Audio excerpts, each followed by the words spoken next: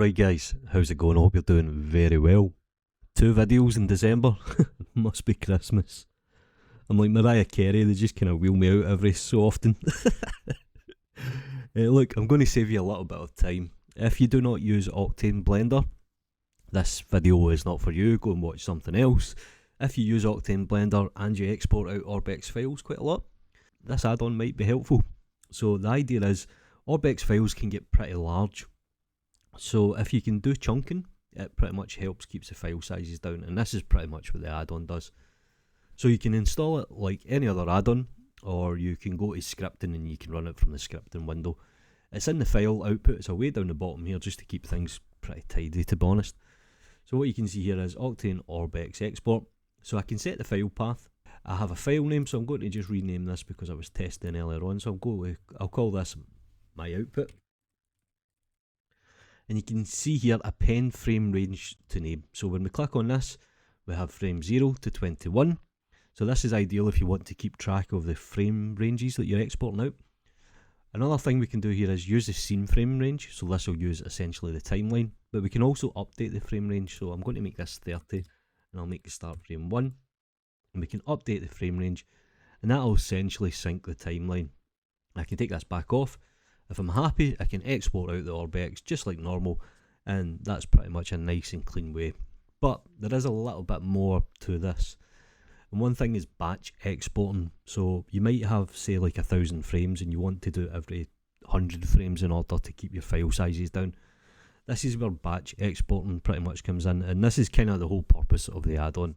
So what you can see here is enable batch export. If you enable it, you can do the step size. Now the step size is essentially how many frames. So in our case, what I'm going to do is I'm going to make it 15. I have an option for overlap motion blur. So what this will do is every chunk, it will go a plus and a negative of the frame range. And this is ideal if you have motion blur on your scene and you're rendering on the network. It means that hopefully your motion blur should basically be calculated. So this essentially adds a frame on both sides. It's really good. But I'll take this off at the moment. You can set the overlap frames to how many frames that you want.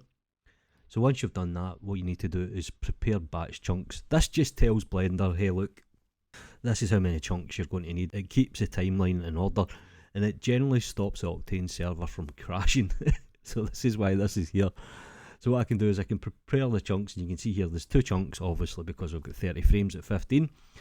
And it'll tell you the frame range, and I can just quickly export out the chunk, and I can do this manually if I want, but that can be a little bit tiresome.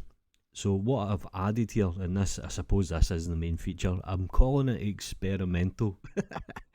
And it's because Octane servers, it's not exactly the most stable of programs, let me be honest here. So we can enable auto batch experimental. And what that'll do is it'll basically export them out one after the other for you. Now, I've put a check delay because what I need to do is I need to essentially detect if the Orbx file's there.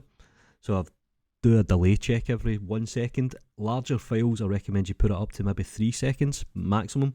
If you're just doing like a cube, you don't really need it in all honesty, but it's there. And I've also added a cooldown timer between chunks, and this basically lets the Orbx file settle. Now you don't necessarily need to use it, but it could come in handy. So once you're happy and you've prepared your chunk, what you can do is auto batch experimental. I do have a stop auto batch. I don't think it's necessarily needed, but it's there. And all you do is hit auto batch, and you can see here what it'll do is it'll wait 1 second, it'll export out a chunk, it'll wait another second, it'll export out another chunk, and it'll pretty much go through the frame range. Now if I quickly check out the folder here, you can see here these are the outputs, and it actually, because we appended the frame range, it'll say frame 1 to 15, frame 16 to 30, and then we can quickly upload that to the render network, or we can put it into standalone. Pretty easy add-on. I'll put it on GitHub. Go and grab it if you need it. If you don't, anyway, have a nice holiday.